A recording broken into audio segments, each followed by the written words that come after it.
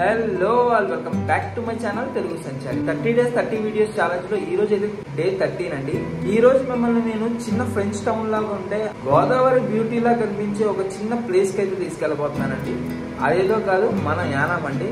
So యానంలో ఎక్కడికి వెళ్తాం, ఏం చేస్తాం అని చెప్పేసి వెళ్తూ మాట్లాడుకుందాం పదండి.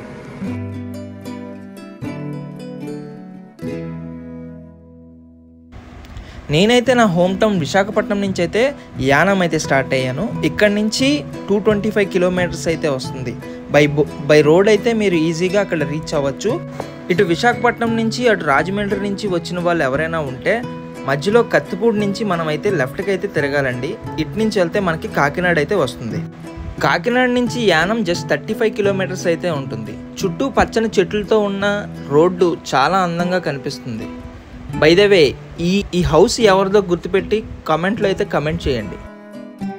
మన రోడ్ జర్నీలో చాలా సీనిక్ విజువల్స్ కనిపిస్తాయి. గొప్పగా హైవేస్, పక్కనే లష్ గ్రీనరీ చూడడానికి మనసుకి చాలా ఫీల్ అండ్ హ్యాపీనెస్ అయితే కలుగజేస్తుంది. ట్రావెల్ చేస్తున్నంత సేపు పక్కనే ఉన్న గ్రీనరీ చూస్తూ ఒక మంచి పాజిటివ్ ఎనర్జీని అయితే వస్తుంది మనకి.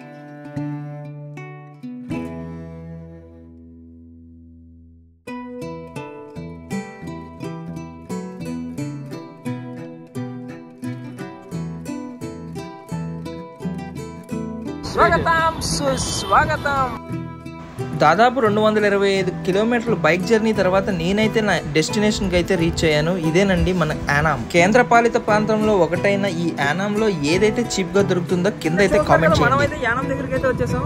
యానాం అయితే ఎంటర్ అయిపోయాం ఇప్పుడే. సో ఇక్కడ ఉన్న ప్లేసెస్ అన్ని ఎక్స్ప్లోర్ చేద్దాం.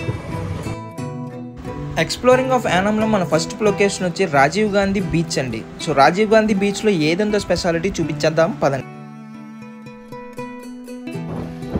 సో బీచ్కి వెళ్ళిన వెంటనే మనకు ఫస్ట్ మన శివయ్య అయితే కనిపించాడు. మనం శివయ్య అని గట్టిగా అరుచుకుంటూ ముందుకైతే వెళ్ళిపోయాం.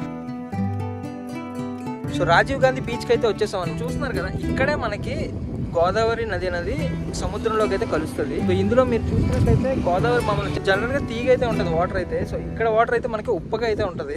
ఎందుకు ఉప్పగా ఉంటుంది అని అంటే సముద్రంలో ఉన్న వాటర్ మనకి వేవ్స్ అయితే వస్తాయి కదా, బ్యాక్ ఫ్లో వల్ల మనకి వేవ్స్ వల్ల దాంట్లో ఉన్న వాటర్ అనేది దీంట్లో కలుస్తుంది అనమాట. సో అందుకని ఇక్కడ ఉన్న వాటర్ అంతా ఉప్పుగా అయితే ఉంటుంది. పుష్కరాలు అయితే జరుగుతాయి కదా మనకి గోదావరిలోని, ఇక్కడికి వచ్చి కూడా మనకి స్నానాలు అనేవి చేస్తారు. ఆ టైంలో అయితే ఇక్కడ ఫుల్ రష్ అయితే ఉంటుంది. సో ఇక్కడికి వచ్చిన తర్వాత చిన్న డిసప్పాయింట్ ఏంటంటే ఇది కూడా చూస్తున్నారు కదా నా బ్యాక్ సైడ్, నేను ఈ బ్యాక్ సైడ్ బ్యాక్గ్రౌండ్ పెట్టడం దానికి కారణం అదనమాట. ఇక్కడ బోటింగ్ అయితే ఫుల్ బోట్స్ అయితే మనకి పడిపోయి ఉన్నాయి. ఎక్కడ అయితే రెనోవేషన్ గట్రా ఏం చెయ్యట్లేదు. ఇవన్నీ చేసి డెవలప్ చేస్తే మాత్రం మంచి రెవెన్యూ అయితే మనకు వస్తుంది.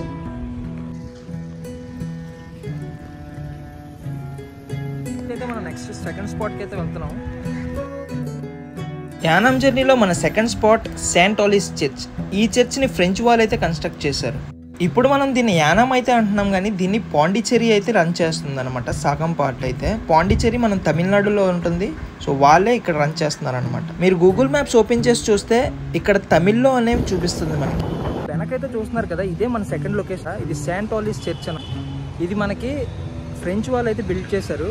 ఒకప్పుడు యానం మొత్తం అంతా మనకి ఫ్రెంచ్ వాళ్ళు అయితే పాలించేవారు అనమాట.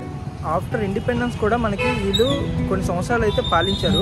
మనకి 47లో ఇండిపెండెన్స్ వస్తే ఈ 53 వరకు అయితే మనకి పాలించారు. ఆ తర్వాత మనకి యూనియన్ టెరిటరీ ఇది కల్పించారు. ఇది ఒక కేంద్రపాలిత ప్రాంతంలో మారిపోయింది అనమాట.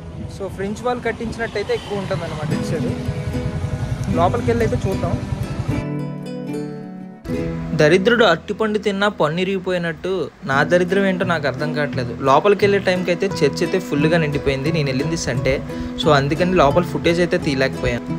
దీంట్లో ఇంకో దరిద్రం ఏంటంటే మొన్నే నా ఫోన్ అయితే అప్డేట్ చేశాను. అక్కడ నా డేటా అంతా పోయింది, ఇంకేమీ దొరకలేదు.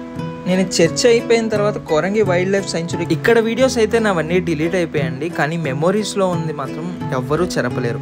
శాంచురీలో మ్యాంగ్రూవ్ ఫారెస్ట్ మధ్యలో బోటింగ్ ఎక్స్పీరియన్స్ అయితే చాలా బాగుంది. మీరు కూడా పక్కా ట్రై చేయండి. వాటర్లో రిఫ్లెక్షన్, పక్కనే ఫ్లయింగ్ బర్డ్స్, కొన్ని స్పీసెస్ రేర్గా కనిపిస్తున్నాయి. అందరికీ రికమెండ్ చేయాల్సిందే. నెక్స్ట్ టైం అయితే ఫుల్ వీడియో అయితే మీకు క్యాప్చర్ చేసి చూపిస్తాను. ఈ వీడియో కనుక మీకు నచ్చినట్టయితే లైక్ చేయండి, షేర్ చేయండి, కమెంట్ చేయండి అండ్ సబ్స్క్రైబ్ చేసుకోండి. దాని పక్కనే ఉన్న బెల్ బటన్ ఆన్ చేసుకోండి.